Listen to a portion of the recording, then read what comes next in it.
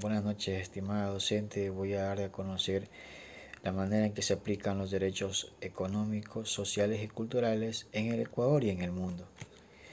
Todos los derechos humanos, ya sean civiles y políticos, económicos, sociales y culturales, están interrelacionados, ¿no? Por ejemplo, las personas que no saben leer ni escribir suelen tener más dificultades para desarrollar todo su potencial que las que sí pueden encontrar trabajo o participar en la actividad política.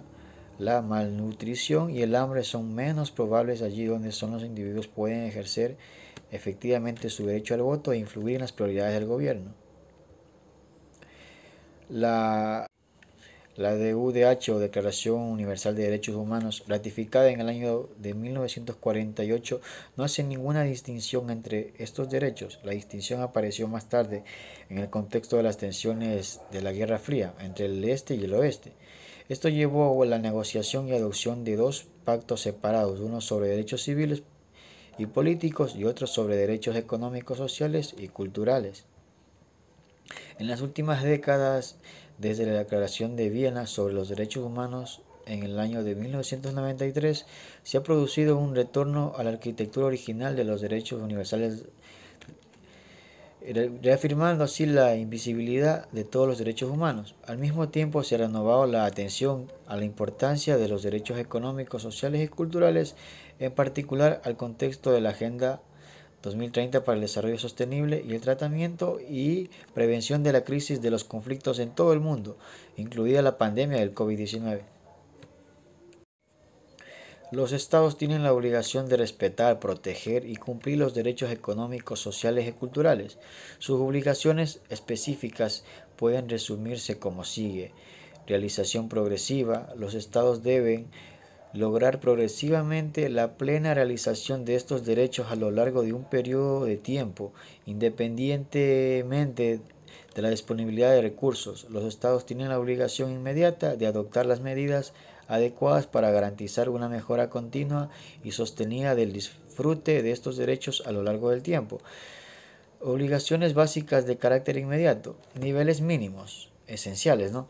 Los estados están obligados con efecto inmediato a garantizar el disfrute de los niveles mínimos esenciales de cada derecho, como la prohibición del retroceso. El deber de cumplir progresivamente los derechos económicos, sociales y culturales implica la prohibición de medidas que disminuyan el disfrute actual de los derechos. O sea, por ejemplo, ¿no? Los estados deben garantizar sus políticas y medidas que no socavan el acceso a la asistencia sanitaria o a las prestaciones de la seguridad social. También la prohibición de la discriminación. Esto abarca las leyes, políticas y prácticas que son discriminatorias en efecto, sin importar la intención. Respetar el principio de no discriminación requiere de medidas específicas para garantizar la protección de los derechos de las poblaciones marginadas como prioridad, incluso cuando los recursos son limitados. O sea, el Estado tiene el deber de adoptar medidas para proteger a los más vulnerables. Dichas medidas pueden incluir impuestos y transferencias sociales para mitigar las desigualdades que surgen o se exacerben en tiempos de crisis, ¿no? Dar pasos hacia la plena realización de los derechos humanos para todos. También la utilización del máximos recursos disponibles. Los estados tienen el deber de utilizar el máximo de recursos disponibles para la realización progresiva de los derechos económicos, sociales y culturales. Incluso si un estado tiene claramente recursos inadecuados a su disposición, debe introducir programas de bajo coste y dirigidos a ayudar a los más necesitados para que los recursos limitados se utilicen de forma eficiente, eficaz igualdad de condiciones, ¿no? Por ejemplo, hay ejemplos de violaciones. Los derechos económicos, culturales y sociales de un individuo pueden ser violados por diversos medios.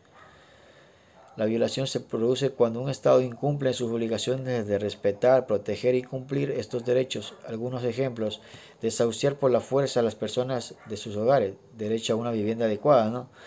Contaminar el agua, por ejemplo, con desechos procedentes de instalaciones del Estado. Todos tenemos un derecho a la salud. No garantizar un ingreso mínimo suficiente para vivir decentemente, o sea, un derecho al trabajo. No evitar el hambre en todas las zonas y comunidades del país. Vivir libre del hambre.